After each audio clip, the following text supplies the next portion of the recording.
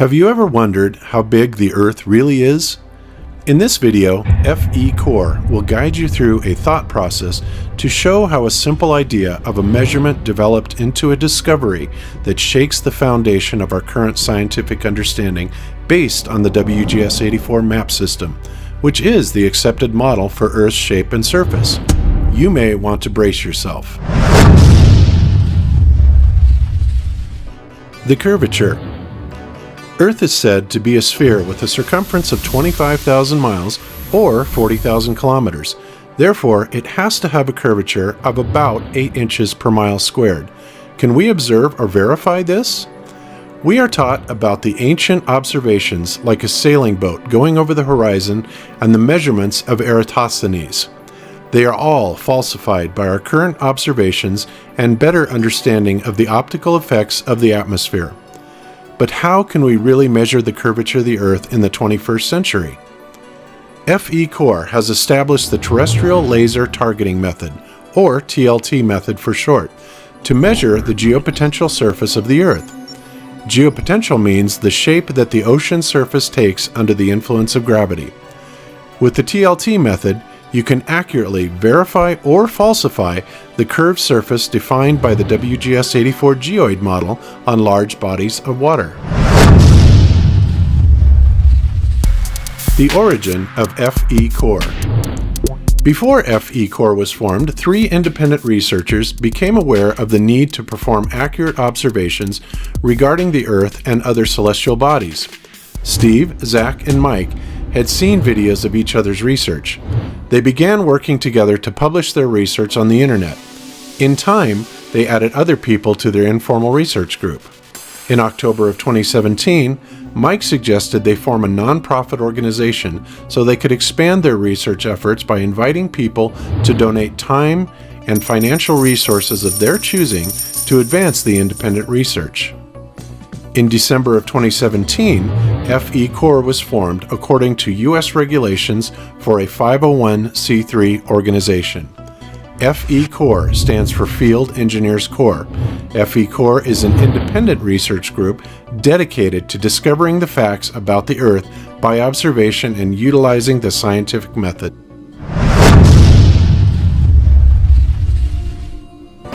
Sandor is an inventor from Hungary who joined FE Core from the beginning. Sandor had also been considering how to verify that bodies of water conform with the WGS-84 geoid model. In 2016, he decided to test this by using a laser beam over the surface of water. Zach and I decided to recreate an experiment similar to Stephen Hawking's experiment to prove that the surface of the water actually curves according to the curvature of the Earth. Hawking's target was 3 miles away, and it seemed to match the curvature of the WGS-84 geoid model. But his results looked strange to me because I could see the shore on the other side of Lake Balaton, which is a lot further away than his distance of 3 miles. So we decided to do a laser experiment with a few other friends. We chose to perform the first test over Lake Balaton, Hungary, about an hour drive southwest of Budapest. It's approximately 48 miles or 77 kilometers long, by an average of 4 to 6 miles or 7 to 10 kilometers wide, so it provides a long distance for a line-of-sight laser observation. Balaton also has many locations to carry out such an experiment. So why a laser and why over water? A laser is a special type of light source. It's coherent and collimated, which means that all the light is travelling in the same direction and extremely concentrated into a narrow beam.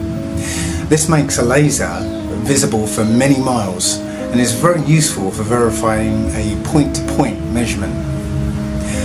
Water appears to provide a flat surface with no obstructions over long distances, so it's an obvious choice to use this location for the measurement. Although TLT measurements can be performed on any terrain surface, a large body of water is representative of the geopotential surface. According to mainstream science, the water's surface is primarily shaped by the Earth's gravitational field. The experiment setup was designed to answer this question. Could the source of a laser beam be seen and recorded from a distance that should be hidden by curvature according to the WGS-84 mathematical construct? If not, is there anything blocking our sight, like weather conditions? If yes, what factors must be accounted for? To verify or falsify a possible theory, you must account for the other possibilities. Is a light ray perfectly straight?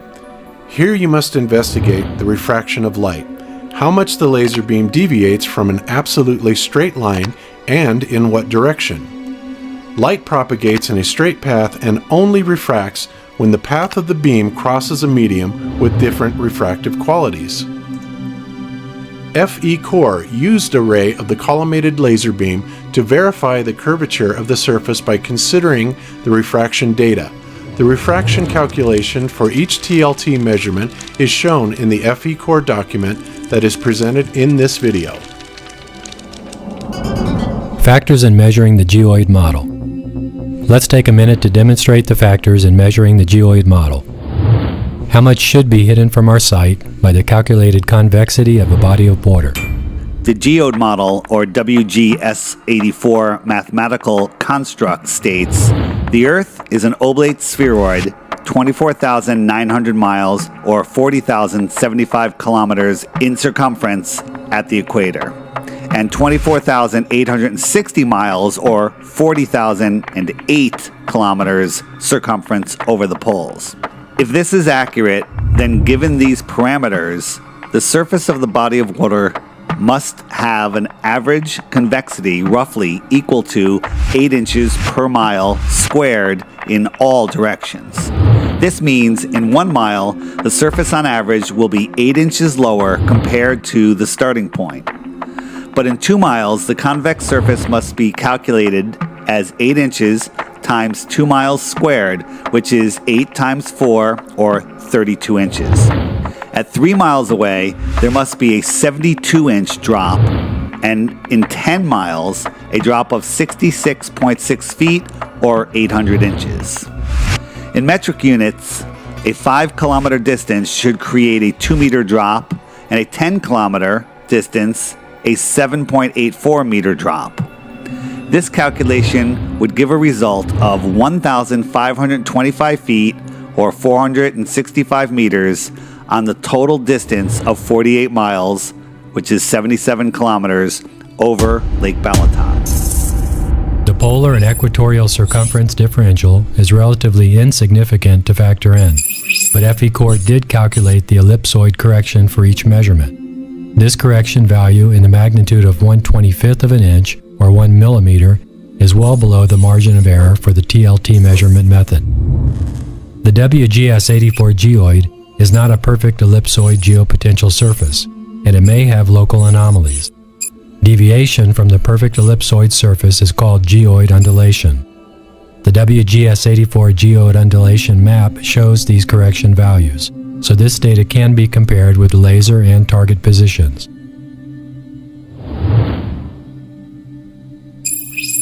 When we stand by a lake or the ocean in the curved surface model, the height of our eye level above the surface of the water determines just how far we can see before the convex shape of the water would begin hiding objects from our view. The point where our line of sight would be blocked by the water is called the horizon, so the distance to the horizon would be determined by the height of our eyes or camera above the surface of the water.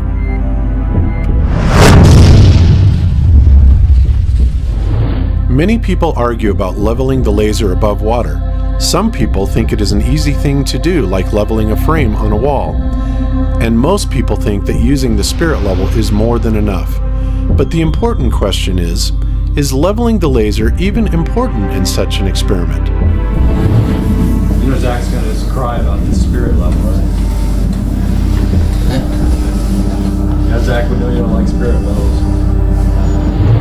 In geometry, there is no level in a line above a convex surface. Mathematically speaking, the laser can be parallel to the ground only if the ground is flat, but if the Earth is a globe, then no straight line can be parallel to its surface. With that being said, there is a way to make a straight line if you're drawing it by hand, but in reality, it's not an easy task because it's a very long line and using a spirit level will never give you an accurate results. Because the laser beam is many kilometers long and any small error or movement of the device will cause the beam to be drastically off the mark at the target location. But in our case, leveling the laser is not even needed. What we need to do is choose a target location that will be impossible for the laser to hit since it will be hidden behind the convex surface. Then we shoot the laser to the lowest point possible on the horizon line. In this case, the laser is actually pointing slightly downwards while we try to keep the laser tangent to the globe.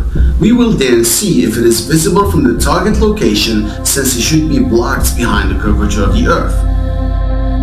Looking at the horizon line, we always notice that ships or even cars become invisible from the bottom, as if there is something in the air that gives us that illusion. So what if this something affects the laser beam as well? Placing the laser close to the water surface increases the problems with the refraction caused by what we call the non-uniform density transition zone, or the NUTS. It is a zone just above the water surface. It is ideal to place the laser at least 7 feet or 2 meters above the water surface to avoid this area of light disturbance. You also have to take into account that the laser beam diverges with distance from one side to the other, creating a very long cone. Because of this divergence, the bottom of the beam will eventually contact the water surface. In order to avoid this, a very collimated lens is needed. Collimation is a technique that converges the laser beam, enabling it to reach longer distances, but that doesn't mean that it will never diverge again. You have to study the distance you are measuring, the height of the laser, the divergence of the beam in that distance, the humidity, and the collimation, etc. So it's not as simple as many people think. Sandor's tests before FE Core. So, let's start it. In the year prior to the formation of FE Core, Sandor performed 2 laser tests to measure the geoid. He hired a laser specialist to custom build a 3-watt green laser with a 0.08 millirad collimated beam. He and his assistants then met at Lake Balaton, Hungary. In June of 2016, they performed a pre-test to verify the method with the boat following the laser beam and taking height measurements along the surface of the water. A notable event during the pre-test showed how easy it is for the observation team to lose sight of the laser, even though it's only a few meters right or left. When the team was about 3 kilometers away, they lost sight of the laser. When a large boat passed by, we could see the laser on the hull of the other boat, still very close to them. During a second attempt in August of 2016, measurements were made with different heights of the laser above the surface of the water. At one point during the test, the laser was at 1.64 feet, or 50 centimeters, above the lake surface and appeared to turn sharply upward and split into 2 beams. This was later found to be caused by the laser having a slight downward pitch, which forced the beam to collide with an air layer at such an angle above the water at 5,000 feet or 1,500 meters distance away, it reflected part of the beam upward. In the early morning hours of August 16th, Dave Murphy and Niku Bariku spotted the laser beam and recorded it from over 3.72 miles or 6 kilometers from the shore. This measurement indicated a non-convex surface, but Sandor wanted a more definitive measurement with ambient condition readings for any refraction arguments. The difficulties of aligning the laser parallel to the surface on the measurements pointed out the need to use a very accurate laser aiming device to provide precise targeting. The salad. FE Core decided to continue the curvature tests at Lake Balaton, but with a more ambitious goal of pointing the laser across a longer portion of the lake. This would attempt to measure the convexity of the lake over 41 miles or 67 kilometers. The previous tests by Sandor had been conducted in the summer and showed some refraction anomalies. Therefore, it was decided to perform the measurements in winter conditions over a frozen lake to minimize the optical density differences along the path of the laser beam. According to the plan, the observation team would keep contact with the laser position as they walked across the ice while taking laser height measurements at the previously planned positions.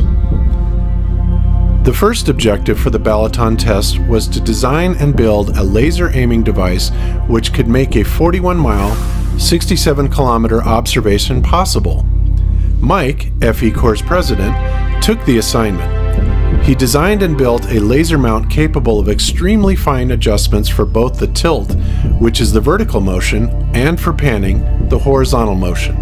The result was the Super Accurate Laser Aiming Device, or SALAD for short. The instrument had an accuracy of 54 millionths of a degree in the tilt angle and 34 millionths of a degree in its panning motion. This was accomplished with two high-tech stepper motors capable of making movements as small as 1/10,000th of a rotation. That is equal to 36 1,000th of a degree. This rotation movement was transferred to a bolt with fine threads 1.5 millimeters apart. That meant the rail where the laser was attached could be moved in steps of 15 100ths of a micron. That is less than 1/1000th the thickness of the thinnest human hair. Over 1,000 man-hours went into the design, build, and refinement of the SALAD. The materials alone cost over 20,000 euros or 23,000 US dollars. But because FE Corps is a non-profit organization, those funds were received via donations. This was where the value of forming FE Corps as a 501c3 entity became obvious, as corporations who donate materials or financial resources to a non-profit organization benefit from the tax savings. The TLT method for measuring curvature. Terrestrial laser targeting is designed to be a curvature surveying method over long distances. The idea is to prove a straight line on a surface between 2 points by shooting the laser to the target location and verifying the height of the beam at each side. The targeting accuracy depends on the aiming device. Without proper targeting accuracy, this experiment is not viable. FE Corps' SALAD was the key element in developing the TLT method.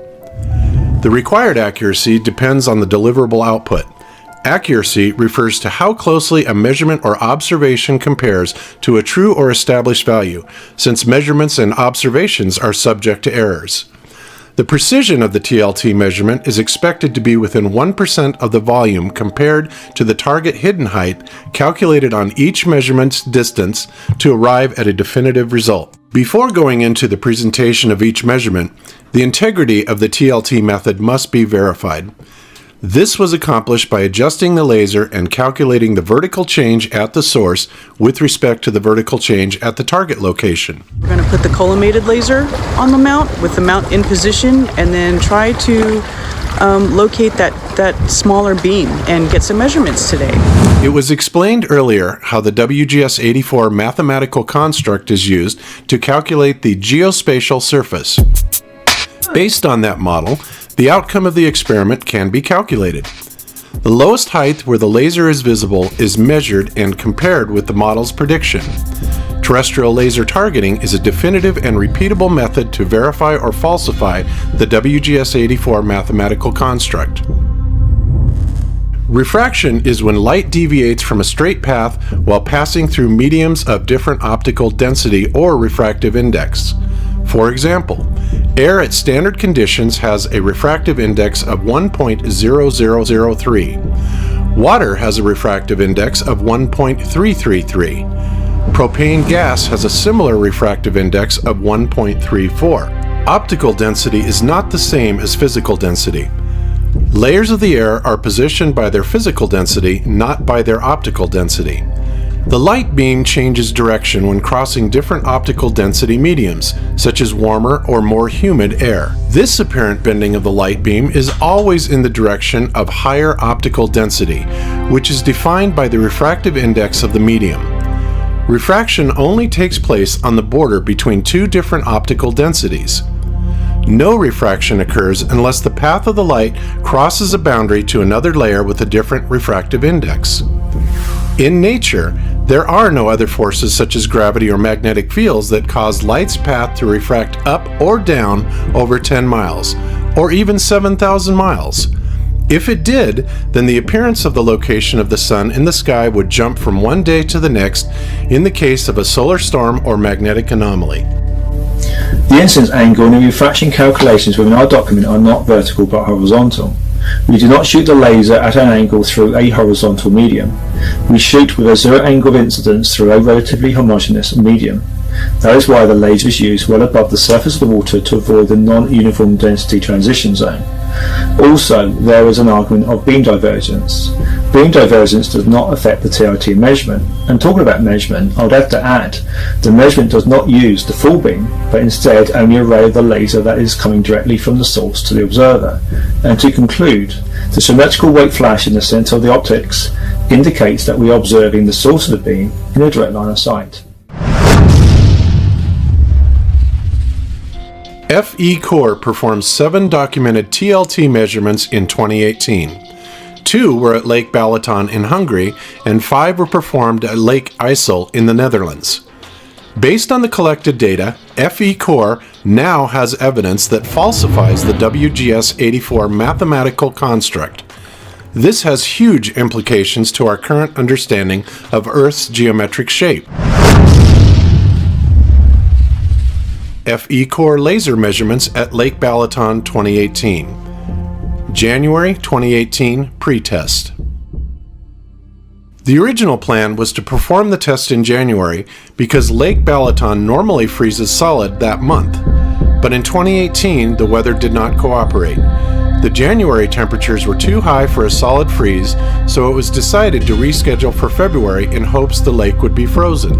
On January 8, Sander and I went to the Lake Balaton for pre-test observations. We found that we could keep track of the laser by walking along the edge of the lake as the laser operator slowly panned the laser in just one direction. With this method, a frozen lake was not even necessary, but still preferable, of course. FE Core spent hours late into the night to discover how the test could be carried out. The pre-test was done under harsh weather conditions of sub-freezing temperatures. Nevertheless, it was a very exciting experience, as observers were able to see the laser at an astounding distance of 21 kilometers with the naked eye.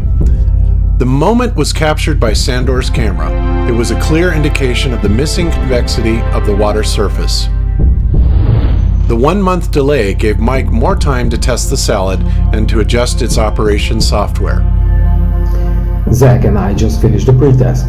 We didn't take any measurements because the weather was not helpful, so we focused on checking the laser performance and the measurement positions. But while we were checking the positions planned for the measurement, the foggy weather started to clear out, and suddenly we could see the laser from a 21 kilometers distance. We spotted the laser beam 1.5 meters above the lake surface, standing on the shore.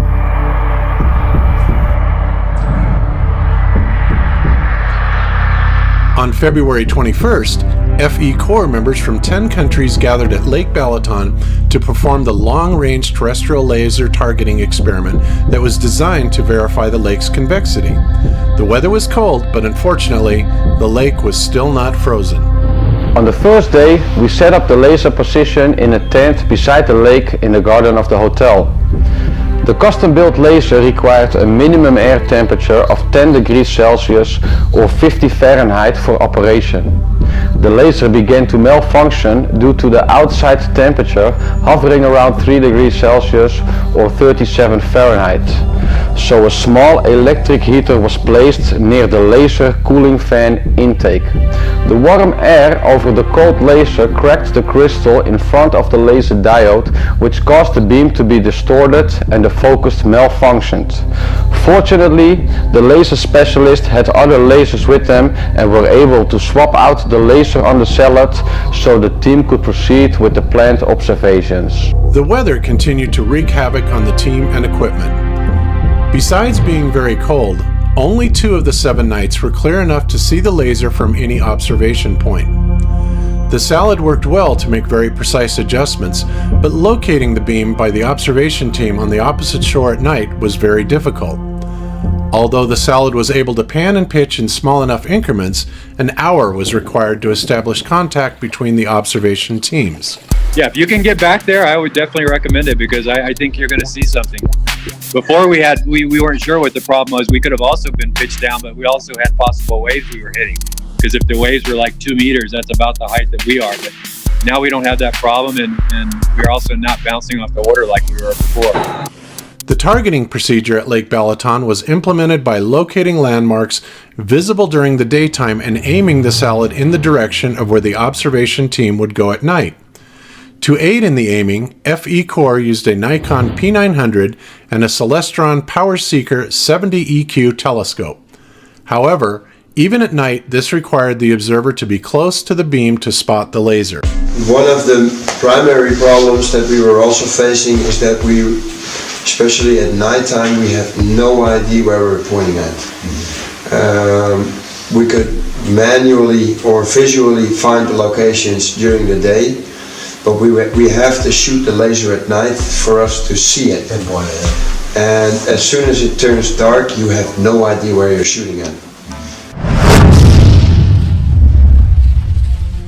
After sunset and the initial leveling process of the salad, the beam was adjusted parallel to the water's surface. The observation team then spread out along the shore to find the laser beam while maintaining contact via phone. Measurement 1. On February 22, 2018, at 10:44 p.m., on the first day, we had a successful observation, but we became aware of it only after analyzing the recorded footage. My camera at the garden of the hotel recorded the handheld blue laser pointer used by the observation team as they were giving targeting signals from the opposite shore 12 kilometers away. The blue laser pointer was 1.5 meters, or 4.92 feet, above the surface of the water. Karen's camera was 1.6 meters, or 5.25 feet, above the surface of the water at a distance of 12 kilometers, or 7.46 miles. The 12-kilometer distance calculation based upon the WGS-84 model results in a target hidden height of 4.56 meters, or 14.96 feet. The lake temperature was 2 degrees Celsius, and the air temperature above the lake was 3 degrees Celsius. The ambient conditions showed the refractive indexes were about the same at the 2 sides of the lake where the teams were positioned. The difference in temperature was marginal both vertically and between the 2 sides of the measurement. The difference in humidity and temperature between the height of the laser and the height of the camera was insignificant. FE Core concluded that the gradients above the lake did not cause any significant refraction of the laser beam. To reach the maximum precision, FE Core factored in all the possible corrections for the WGS-84 geoid and calculated the mean sea level ellipsoid, the geoid undulation, and the refraction corrections for each measurement. The height of the laser pointer was 1.5 meters, and the observation position height was at 1.6 meters.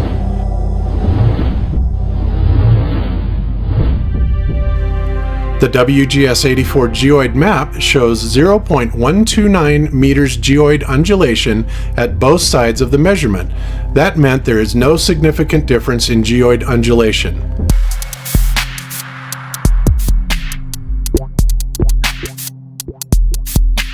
The TLT measurement data shows that at least 2.96 meters of curvature was missing on the total distance of 12 kilometers on the surface of Lake Balaton. There is also a possibility of a local geopotential anomaly, but the WGS undulation map clearly shows that this was not the case. On the next 4 days of the test, weather made observations impossible. Fog and drizzle reduced our visibility and limited the laser's range.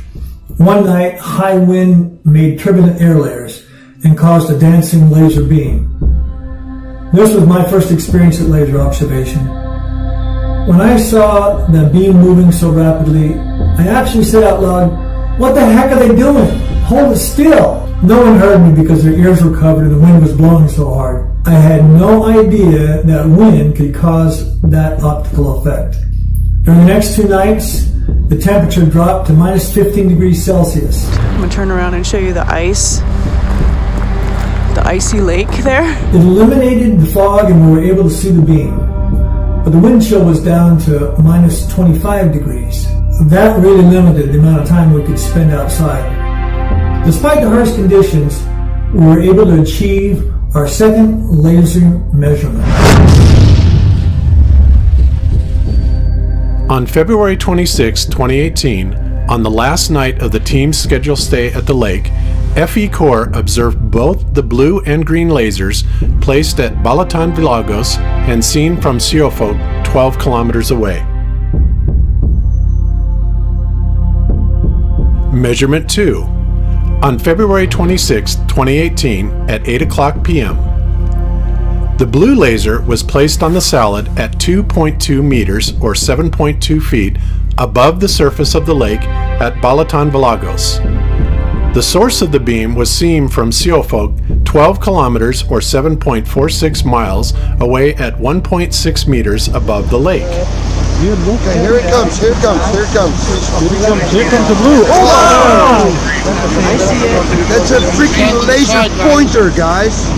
The reason why I'm on my phone is to show everyone this.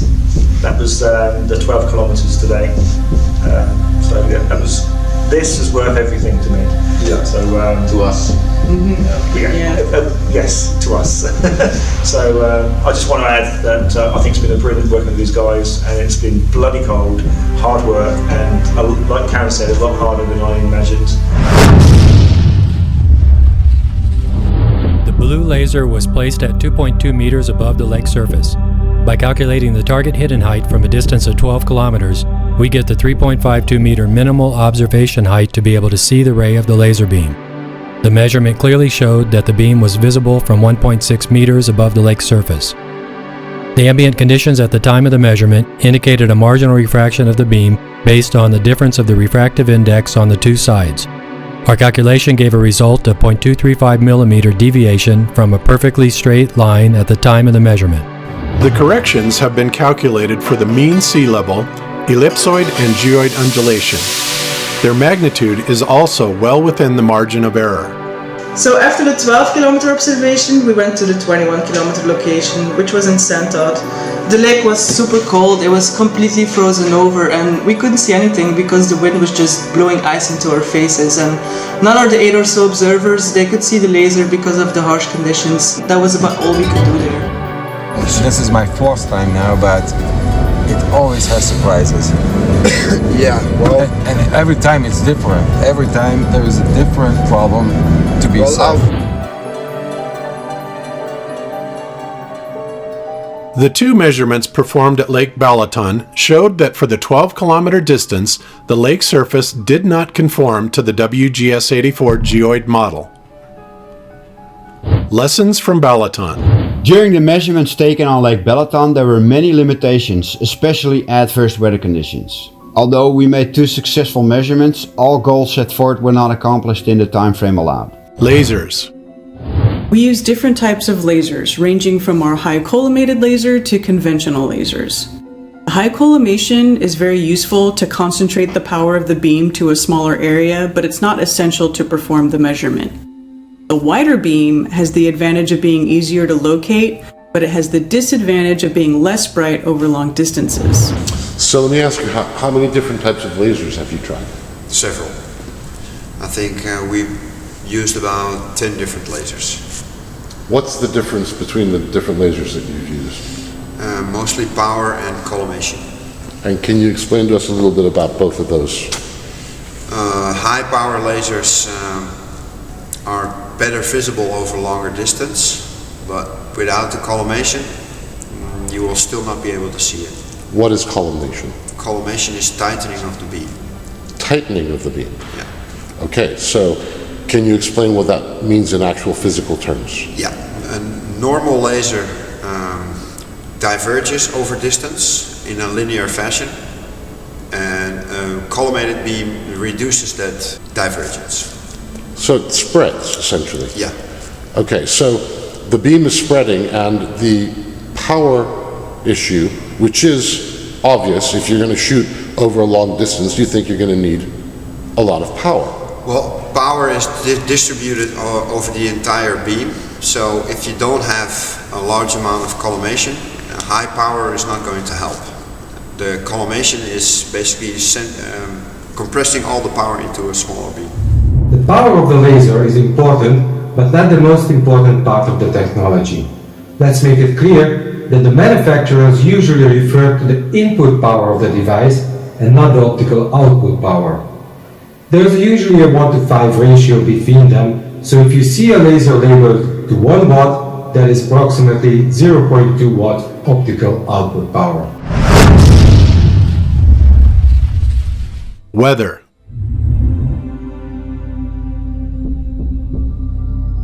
Choosing the perfect weather condition is a key to success with the long-range TLT experiments.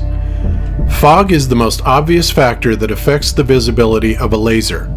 In thick fog, you may have less than 100 meters visibility. High humidity also decreases the distance of the laser light. Strong winds cause turbulence over the lake and create unstable layers of air with different refractive properties. As those layers are rapidly mixed by the wind, the observer may see the laser beam dancing wildly as if the laser operator was rapidly waving the laser in hand. Timing is everything. Ironically, the conditions FE Core sought manifested less than 48 hours later. Sandor came back to the lake, and this time he was able to walk over the now frozen bay. Salad upgraded with automatic GPS targeting system. FE Core established at Lake Balaton that targeting the beam to the observation location is the most difficult part of the TLT method. A super accurate laser aiming device is able to aim the laser in very fine increments. But how would the team know exactly where to point the beam? It was like playing darts blindfolded. The team had to find a solution for locating the target position. Mike came up with a perfect solution and worked to improve the method of aiming the salad. He created software that calculated a bearing change based on 3 GPS locations. With the new GPS update, the salad operator could input coordinates for a new target location, and the laser would point directly to that exact location. There was now a procedure in place to calibrate the actual alignment of the salad first. This is the actual interface of the device. It's got the settings section here where you actually put in the numbers when you're calibrating your device. And it's got a control section here where you actually control the motors themselves with up, down, left and right. And then it's got a GPS menu here where you actually have 3 fields that you need to put in. And that's the position of your actual laser where you set it up, your GPS location. And then you have the reference location, that's a location that you need in order for the salad device to know in which direction it's actually pointing the laser beam. And then you have the target location, and that's the maximum distance that you want to shoot your laser at. You fill in those GPS coordinates, and then you press go to target on this device, and it steers the laser to the desired GPS location. Before any targeting with the laser can occur, the salad needs to be properly set up and calibrated.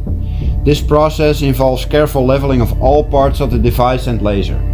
To do this, the salad is put down on a platform, and each of the 4 legs must be adjusted individually to make sure all beams are level. After the device is leveled, the laser beam must also be leveled. This is done in conjunction with a laser level device, which is placed directly behind the laser. The difference in height of the laser level and the laser itself can now be adjusted to be the same across the maximum distance available at that location. Then the setup is ready to start with our newly developed GPS-based terrestrial laser targeting procedure. The Lake IJssel, Netherlands measurements. After the 2 measurements at Lake Balaton, FE Core performed 5 TLT measurement over Lake IJssel. An interesting feature of the Netherlands is that the lands surrounding the lake are almost all below the level of the lake. On April 7, 2018, at about 7 o'clock p.m., The FE Core team of Mike, Jerome, and Patrick began setting up the salad on the balcony of a restaurant in Enkhuizen, Netherlands. This was the laser location for all subsequent measurements on Lake IJssel. The setup was completed around 10 o'clock p.m. The laser height was 2.85 meters above the surface of the lake. This location was well known by Mike, who had been there many times over the years. The choice for the reference position was a small stand of trees about 25 meters tall on the opposite shore. Mike had often wondered how it was possible to see the trees over such a great distance. The team chose this location as the target 1 reference position for calibrating the salad because Mike had been to the trees previously, so he knew the location had good access to the lake for an observation. This was FE Core's first chance to use the new GPS TLT system, so in addition to attempting to measure the lake surface for geoid comparison, the team was also testing this new method. Measurement 3, Lake IJssel, Target 1. On April 8, 2018, at 1 o'clock a.m., the blue laser was on the salad at 2.85 meters or 9.35 feet above the lake surface. It was seen at the Target 1 position, 21.26 kilometers or 13.21 miles, at a height of 1.2 meters or 3.94 feet above the lake surface. It took less than 60 seconds for them to see the source of the laser at the Target 1 location. Can you guys see it? Yeah, I see it. Yep, that's there. Okay, yeah, we can see it really well there. Can you see the reflection on the water? I'm gonna zoom out. Yes, we do. Yes, we do. Look at that. Wow. Oh, man, that is irrefutable. Awesome. I can watch this all day, you know?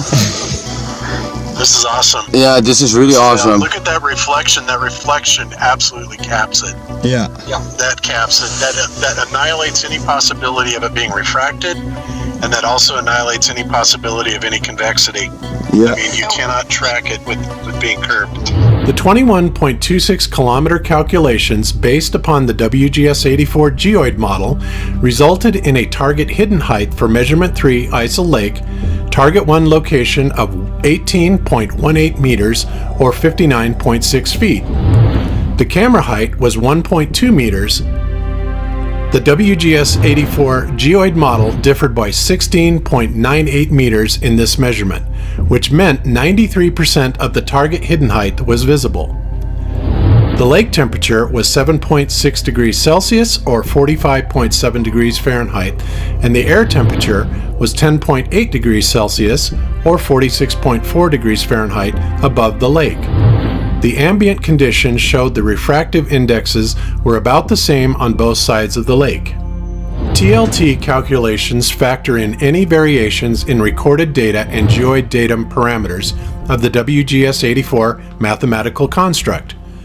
Both target and laser positions are at 0 meters mean sea level. The WGS-84 geoid undulation map shows a marginal 23 centimeters or 9 inches height difference at the two positions.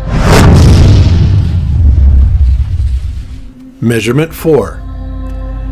After the measurement at Target 1, Mike and Patrick drove 30 minutes to the Target 2 location. Target 2 was selected because it would be within 17.5 degrees panning limit of the salad. Since the salad had been calibrated at Target 1, the automatic GPS system now required only a new coordinate to automatically target that position. This was the first field test of the new GPS TLT software, so it was an exciting moment.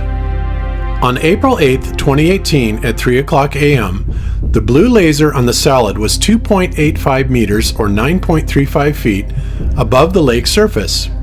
It was seen at the Target 2 position, 28.68 kilometers or 17.82 miles away, at a height of 0.85 meters or 2.79 feet above the lake surface. Okay, check this out, brothers and sisters. 28 kilometers in your face. Wow. Wow. Awesome. That is awesome. My camera is 85 centimeters above sea level. That's amazing. You can see it reflecting off the lake water. Yeah. That's astounding. That's the nail in the coffin. Yes, it is. Oh, this is so great, boss. It's really awesome. The 28.68 kilometer calculations based upon the WGS-84 geoid model resulted in a target hidden height for measurement 4 ISO Lake target 2 location of 40.21 meters or 131.9 feet. The WGS-84 mathematical construct differed by 39.36 meters in this measurement, which meant 98% of the target hidden height was visible.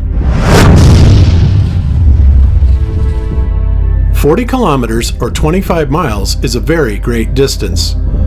To perform a 40 kilometer TLT measurement, good atmospheric conditions with great visibility are required. The 40 kilometer measurements were scheduled for April 20th through April 22nd. FE Corps members from the Netherlands, United States, Hungary, and Spain on April 20th in Enkhuizen, Netherlands, for the longest distance laser observation over water in history. The team set up the salad with the blue laser. The reference location was set 18.73 kilometers from the salad at target 3. However, the weather was not in the team's favor. During the first night, the humidity was so high that haze reduced the visibility and dimmed the laser, making any measurement impossible. The second night, April 21st, the humidity was low enough that the team located the laser at the target 3 initial reference location.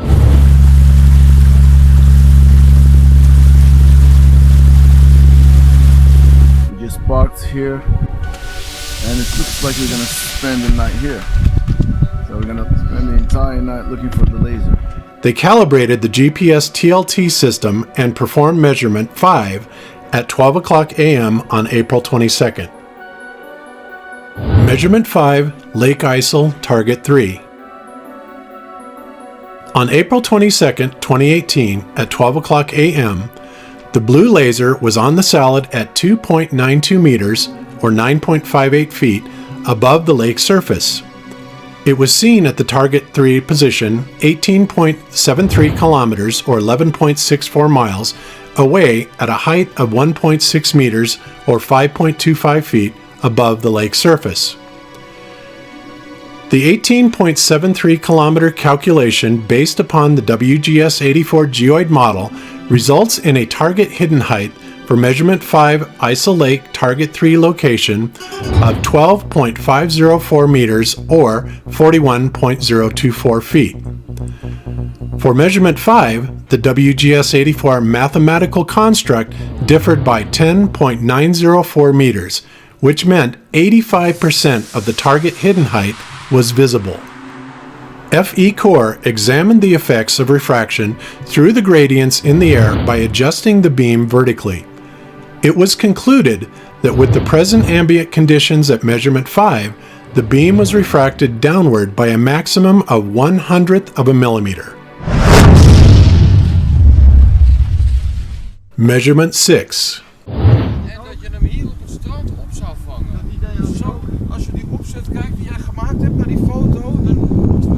The team moved to the 40 kilometer location, or target 4.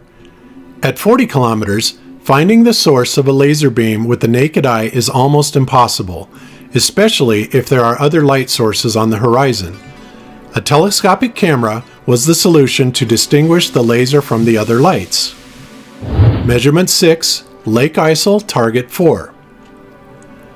On April 22, 2018, at 2:19 a.m., the blue laser was on the salad at a height of 2.92 meters or 9.58 feet above the lake surface.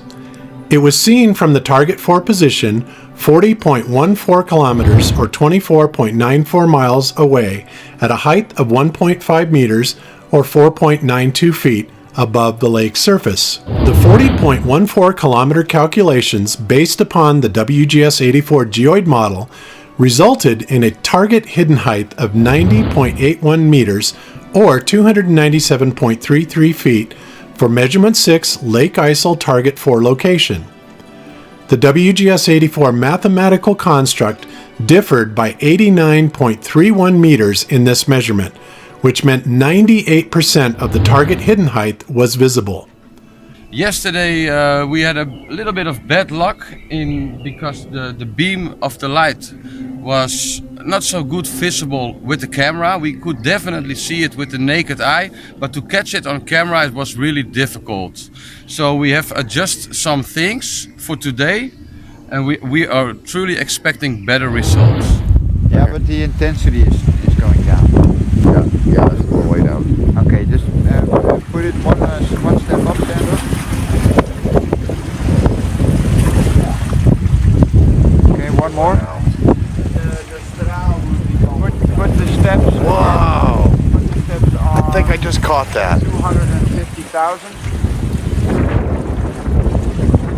One more. One more. Okay. Yeah, one more. That's maybe it, one bro. more. Maybe. Yeah, one more. You got it? I could tell. I was looking right at the beam. Or down. Down? Yeah. It's going up. Get one now. One up. I think we're looking at it. Yeah. With the naked eye. FE Core examined the effects of refraction through the gradients in the air by adjusting the beam vertically. It was concluded that with the present ambient conditions at measurement 6, the beam was refracted downward by a maximum of 0.064 millimeters. We were shooting the laser 40 kilometers across the lake. We did find it on the target location, but it was already getting light, so the intensity of the beam was almost not visible anymore.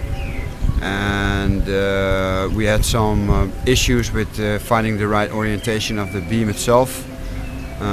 So now that we know where to actually point it, we're going to try it again today to get it on tape. Measurement 7. In the evening of April 22nd, the team returned to the Target 4 location. They worked late into the night taking many pictures. Rick's camera was set to take one picture every 5 seconds. So the source of light, whatever's going on top of the water, you're not going to be able to see it. There's too much humidity. The water's blowing, it's spraying. Yeah, and it's windy on your side, right? Oh, it's real windy on our side. Okay, buddy. Patrick, can you see it then? So, there we go. Nothing at all? There's just not enough light coming off of it. First of all, there's too much light pollution coming at us too close. That it'll knock that out. Measurement 7, Lake Isle, Target 4.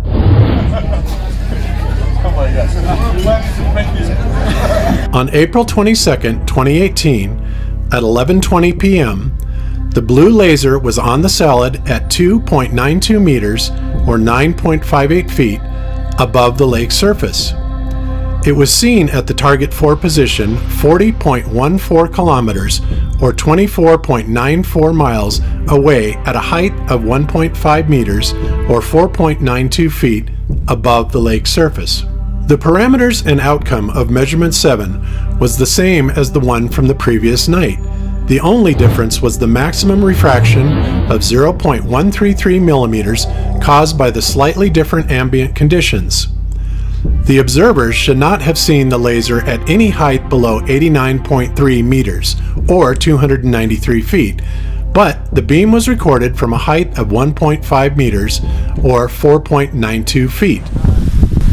Stop. Okay. Bring it down now. The laser down. Going down. Zach, if you want to record some of this, you can. I didn't know you were doing. Trying to record something.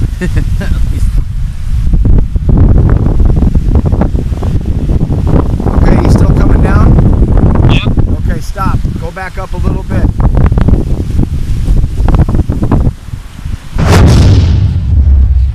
Conclusions. The results of the 7 TLT measurements indicate that these two lakes do not conform with the WGS-84 mathematical construct and that they lack the predicted convexity. The testing results agree with the analysis of error sources. In summary, the testing results of the lake surfaces were plus or minus 0.2 meters, and the relative accuracy was within 1%. In conclusion, the TLT measurements met the accuracy of the experiment design requirements and provided a definite deliverable output. The surfaces of Lake Balaton and Lake Aisel do not conform with the predicted convex shape of the WGS-84 mathematical construct.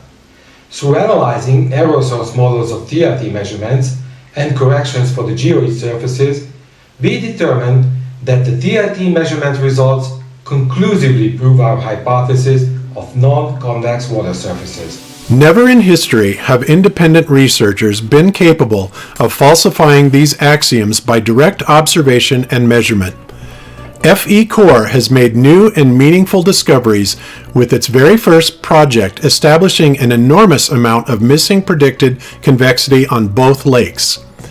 Thanks to the support of all FE Core subscribers and project participants, a great addition to the body of scientific knowledge has been made. We welcome you to join FE Core by becoming a member and supporting our scientific endeavors, or even contribute in your field of expertise. You are invited to follow our team across the earth as we continue to explore the true nature of our world.